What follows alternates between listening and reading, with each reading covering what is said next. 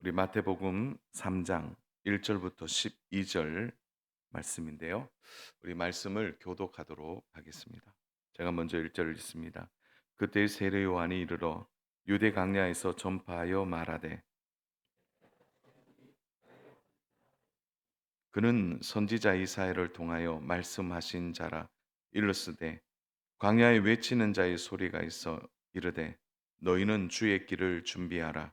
그가 오실 길을 곧게 하라 하였느니라.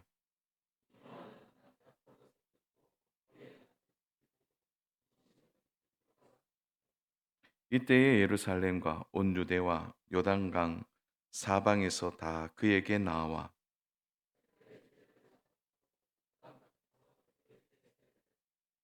요한이 많은 바리새인들과 사두개인들이 세례 베푸는 대로 오는 것을 보고 이르되 독사의 자식들아 누가 너희를 가르쳐 임박한 진노를 피하려 하더냐. 속 속으로 아브라함이 우리 조상이라고 생각하지 말라. 내가 너에게 이르노니 하나님이 능히 이 돌들로도 아브라함의 자손이 되게 하시리라.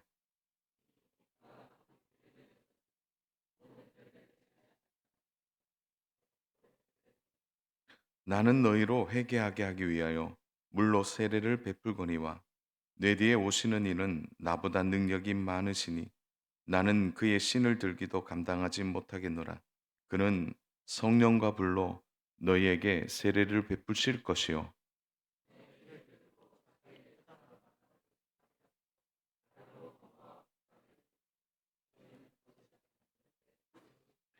아멘. 오늘 본문에 대해서 살펴보기 전에 제가 2주 전에 이 수요 예배 때 설교했던 내용을 잠시 복습하고자 합니다. 2주 전에 건강한 섬김이란 제목으로 마르다와 마리아의 이야기를 통해서 섬김 이전에 우리가 먼저 말씀에 귀를 기울여야 한다고 제가 설교 통해서 말했습니다. 또한 하나님의 사랑을 알게 되면 그 사랑에 감격하여져 나오는 반응이 섬김이라는 것 또한 말씀을 통해 우리가 살펴보았습니다. 그리고 엘리에셀과 리브가의 모습을 통해서 섬김을 할 때 우리가 희생을 마다하지 않고 충성되게 섬겨야 한다는 것 또한 우리가 말씀을 통해 살펴보았습니다. 그러면서 제가 설교 마지막 부분에 그 마음 중심에 주님 홀로 영광 받으시기를 바라는 마음이 있어야 한다고 이야기를 했었습니다. 오늘 본문에 등장하는 세례 요한의 모습은 정말 하나님 나라를 위해 일할 때, 하나님 나라를 위해 섬길 때 본받을 만한 좋은 모델이라고 생각합니다. 그래서 2주 전에 우리가 함께 살펴본 말씀에서 이어서 이 세례 요한을 통해서 섬김에 대해 조금 더 살펴보려고 합니다. 그러면 말씀을 통해서 한번 세례 요한의 모습을 살펴보겠습니다. 오늘 본문은 세례 요한이 요단강 근처에 등장해 설교하는 장면입니다. 이날 세례 요한이 처음 등장해서 말씀을 전했다고 보기는 어렵습니다. 그 이유는 본문에서 세례 요한을 보기 위해 온 바리새파 사람과 사두개파 사람들은 소문을 듣고 왔기에 이날이 세례 요한이 처음 등장해 설교한 것은 아닐 것입니다. 본문에서 세례 요한이 하나님의 말씀을 전할 때의 모습을 통하여서 우리가 꼭 배워야 할 교훈이 무엇인지 찾아보고 적용하는 시간을 가져보도록 하겠습니다. 먼저 오늘 본문인 마태복음 3장 3절 말씀을 다시 한번 함께 합독하도록 하겠습니다. 네, 함께 합독하겠습니다. 자 이사야를 통하여 말씀하신 자라. 일러스되 강야에 외치는 자의 소리가 있어 이르되 너희는 주의 길을 준비하라. 그가 오실 길을 곧게 하라 하였느니라. 아멘. 마태복음 3장 3절 말씀에서 제가 강조하고 싶은 세례 요한의 모습이 있습니다. 바로 광야에 외치는 소리의 역할입니다. 소리의 특징이 무엇입니까? 소리는 일정 시간 지나면 사라집니다. 그러나 그 소리에 담겨 있는 메시지는 전달되어져 계속 남게 됩니다. 우리가 섬길 때의 모습이 이러한 모습이어야만 합니다. 우리의 섬김은 행해지고 사라져야 합니다. 오늘 예배를 통하여서 부족한 종인 제가 하나님의 말씀을 선포하지만 이 선포된 이후에 저는 사라지고 하나님의 말씀만이 예배 후에 여러분들 가운데 남아 있어야만 한다는 것입니다. 즉, 메신저는 사라지고 메시지는 남아야 한다는 것입니다. 실제로 그가 사는 모습, 낙타털옷을 입고 메뚜기와 들꿀을 먹고 광야에서 생활하는 모습은 의도적이라고 볼 수 있습니다. 그 이유는 누가복음 1장 67절에서 80절 말씀에 나오는 세례 요한의 아버지 사가랴가 성령에 충만하여 체험했던 사건을 들었던 것과 함께 구약의 마지막 선지자 말라기가 예언한 말씀, 말라기 4장 5절 말씀에 엘리야를 너에게 보내겠다는 말씀을 접했을 당시 그는 하나님이 주신 강한 감동을 받았을 것입니다. 그래서 그는 구약의 실존 모델인 엘리야처럼 살기로 작정하고 오랜 세월 하나님이 정한 때를 기다리며 SNF파 공동체 생활을 하며 자신을 단련시켜 나갔을 것입니다. 앞서 말했듯이 성경에서 세례 요한이 선포하는 모습을 보면 자신을 드러내기 위해 물질이나 시간 혹은 몸과 마음을 사용하면 모습을 본 적이 있었나요? 그는 낙타털옷을 입고 메뚜기와 들꿀을 먹고 광야에서 생활하는 모습만 보더라도 적어도 성경에 기록된 내용에서는 그는 오직 하나님이 주신 사명에만 전심을 다하는 모습을 우리는 볼 수 있습니다. 물론 세례 요한도 사람인지라 오랜 세월 준비하면서 일상의 소소한 일에 자신을 위해 살았던 모습이 있었을 수도 있습니다. 그러나 적어도 성경에서는 그의 사명인 광야에서 외치는 소리의 역할에 세례 요한은 충실했다는 것을 우리는 볼 수 있습니다. 사랑하는 여러분, 우리는 이 세례 요한의 모습을 보았을 때 우리 또한 우리의 섬김은 드러나지 않고 오직 주님의 영광만이 드러나고 소리가 들렸다가 사라지듯이 메신저가 사라지고 메시지만 남아야 하는 것처럼 우리의 섬겼던 그 행동과 우리는 사라지고 오직 그 행동으로 인하여 드러날 하나님만이 남아야 한다는 것입니다. 저는 현재 찬양팀을 섬기고 있는데 그 찬양팀의 이름이 G샵 E플랫입니다. 혹시 무슨 뜻인지 예측이 가시나요? 어, 저희 팀 이름은 G는 God, 하나님을 뜻하고요. 샵은 우리 음악적 용어로 높이다를 뜻하고 E는 에고라는 용어로 나를 뜻하고 B는 플랫을 말하는데 음악적 용어로 낮추다라는 뜻입니다. 즉 하나님만 높이고 나를 낮추는 찬양팀을 의미합니다. 항상 예배 전에 저희 팀이 모여서 기도하는 것은 이 예배에서 기억되어지는 것은 찬양팀의 찬양 실력이 아니라 찬양팀의 외모가 아니라 이러한 것들이 아니라 오직 하나님만이 드러나기를 저희는 늘 기도하면서 준비하고 있습니다.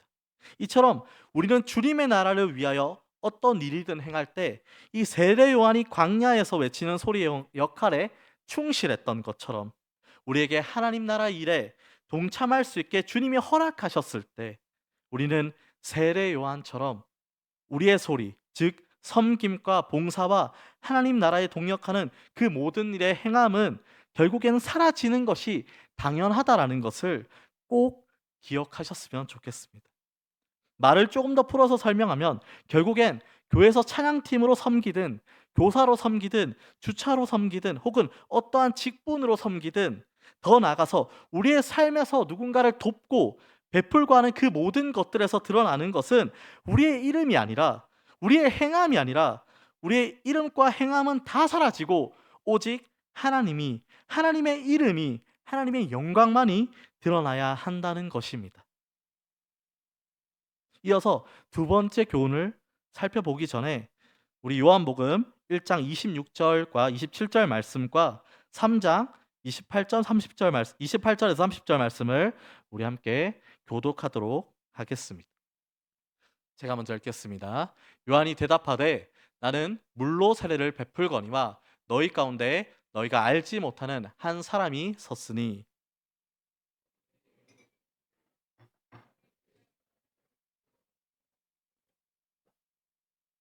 3장 28절 말씀도 읽겠습니다. 내가 말한 바 나는 그리스도가 아니요 그의 앞에 보내심을 받은 자라고 한 것을 증언할 자는 너희니라.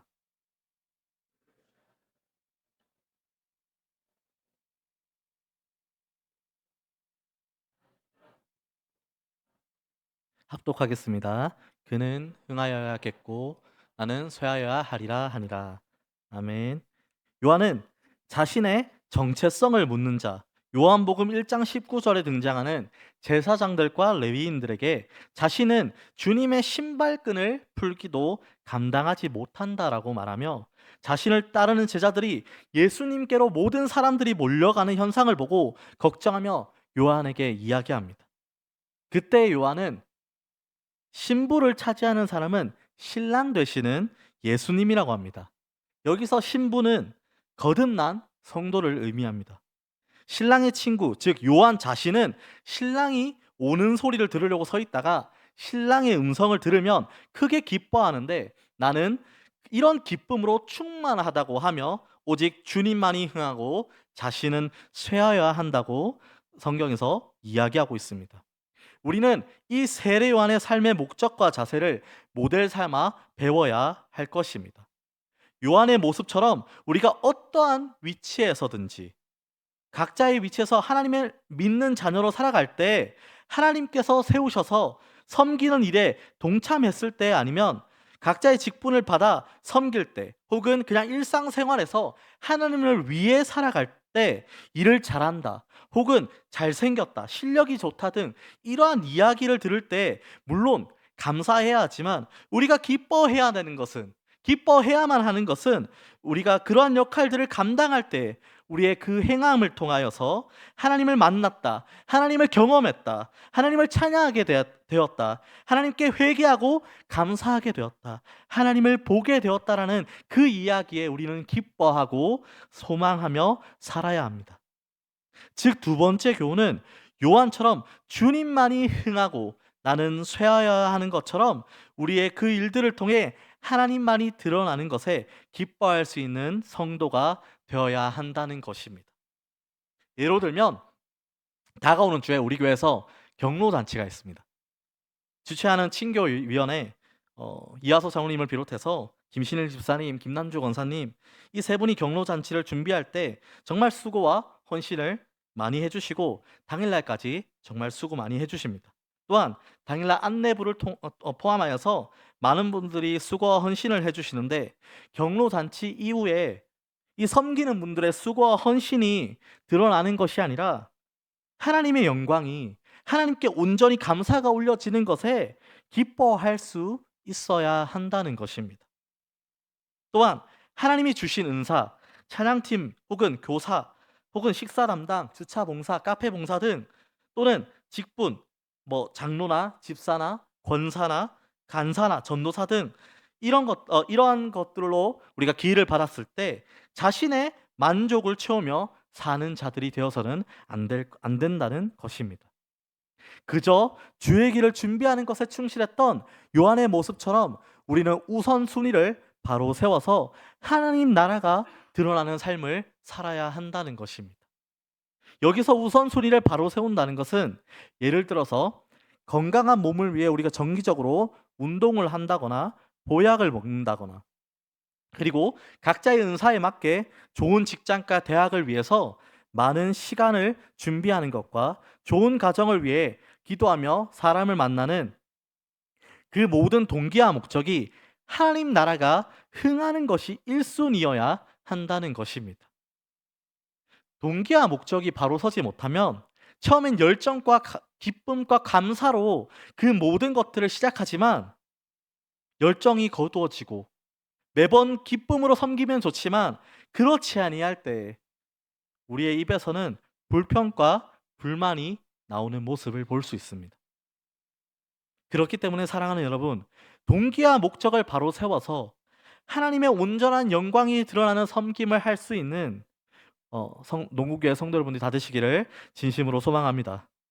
마지막으로 세 번째 교훈은 건강한 섬김을 하기 위해서는 주님이 세우신 종, 본문에 등장하는 이 세례 요한처럼 우리 교회의 담임 목사님이신 여창서 목사님과 교육자들이 말씀을 선포할 때 적극적으로 들을 수 있는 여러분들이 다 되셔야만 합니다. 본문에 등장하는 세 부류의 사람들이 등장합니다. 우리 요한복음 3장 5절에서 7절까지만 읽어보도록 하겠습니다. 요한복음 3장 5절에서 7절까지 합독하도록 하겠습니다. 예수께서 대답하시되 진실로 진실로 내게 이르노니 사람이 물과 성령으로 나지 아니하면 하나님의 나라에 들어갈 수 없느니라.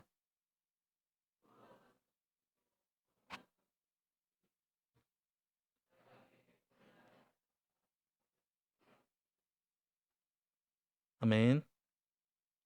우리 마태복음 3장 5절에서 7절 말씀도 다시 한번 읽어보도록 하겠습니다. 네, 같이 마태복음 3장 5절에서 7절 말씀 제가 읽도록 하겠습니다.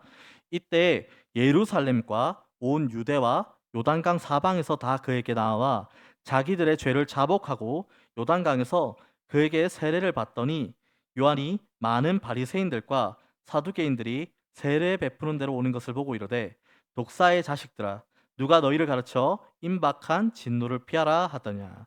이렇게 아멘. 오늘 본문의 주인공인 이 세례 요한처럼 온전히 하나님의 뜻만을 받들며 하나님을 위해 사는 사람과 5절 6절에서 볼 수 있듯이 주님이 세우신 종의 말씀에 적극적으로 반응해 회개하는 사람과 7절에 독사의 자식들이라는 소리를 들으면서도 회개는 고사하고 오히려 더욱 마음을 닫고 교만과 위선적인 삶을 사는 자들이 등장합니다. 사랑하는 여러분, 방금 말씀드린 이 세 부류의 사람 중에 여러분들은 어떠한 부류에 속해 계십니까? 아니면 어떤 사람이 되기 위해 주일 예배를 드리며 매일의 삶을 살아가고 계십니까?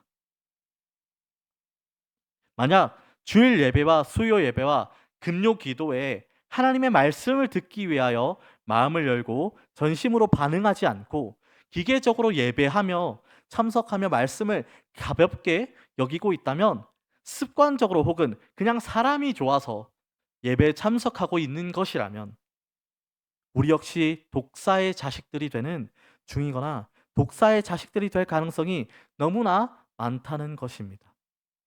사랑하는 여러분, 독사의 자식들이란 평가받는 그들은 평생 성전과 율법을 중심으로 살던 당시의 종교 지도자들이었습니다. 하나님을 위한다는 말은 하지만 그들의 실상은 자신을 위해서 성전과 율법을 가까이 했던 자들입니다. 이 의미는 절대로 가볍게 생각해서 안 됩니다. 우리 또한 독사의 자식들처럼 예배를 드리며 교회에 나올 수 있다는 것입니다. 매주 교회에 나와서 자리에만 앉아 있다고 해서 하나님을 믿고 구원의 은혜를 당연히 소유할 수 있는 것이 아닙니다. 항상 말씀 앞에 마음을 열고 전심으로 하나님을 사모해야 합니다. 하나님을 간절히 찾고 부르짖어야만 합니다. 그래서 요한의 맺힘을 하나님의 음성으로 생각하고 반응했던 자들처럼 하나님의 말씀을 전한 종들의 맺힘을 하나님의 말씀으로 생각하고 잘 반응해야만 하는 것입니다. 그래야만 우리의 그 말씀 가운데서 우리의 믿음이 자라서 건강한 섬김이 이루어지는 것입니다. 바리새인들처럼 교만과 위선적으로 섬김을 행한다면 그것은 섬김을 행하는 것이 아니라는 것을 꼭 기억하시길 바랍니다. 이제 말씀을 마무리하려고 합니다. 제가 이 교회에 오기 전에 작은 개척교회에서 일반 성도로 지내고 있었는데 그때 다양한 부분에서 여러 가지로 기회를 받아서 섬겼던 것들이 있습니다. 그때 불쑥불쑥 찾아오는 마음이 드러나고 싶어하는 마음입니다. 누가 좀 알아줬으면 좋겠다라는 그 생각들이 제 마음 가운데 있었습니다. 근데 이 문제는 저뿐만이 아니라고 생각합니다. 우리 안에 불쑥불쑥 찾아오는 주님이 홀로 영광 받으셔야만 하는데 우리의 삶이 더 드러나고 싶어하는 그 욕망을 말씀을 통해서 말씀 가운데 거할 때 우리는 그 마음을 복종시킬 수 있습니다. 사랑하는 여러분, 세례 요한처럼 하나님의 뜻만을 받들며 살아가는 사람이 되기 위해 주님 앞에 바짝 엎드려 주님의 음성에 귀를 기울여서 주님이 세우신 종의 음성을 들을 수 있는 저와 여러분들이 다 되시기를 소망합니다. 또한 우리 주님이 하나님 나라 일을 맡겼을 때 순종하는 것은 물론 세례 요한이 주님만 흥하고 나는 쇠하여야 한다고 했던 그 말씀을 꼭 기억해서 하나님만 홀로 영광 받으실 수 있도록 기도하며 섬길 수 있는, 내가 드러나는 것이 아닌 주님만 높여지고 영광 받으실 때 우리가 더욱 기뻐할 수 있는 그러한 믿음의 성도님들 다 되시기를 진심으로 소망합니다.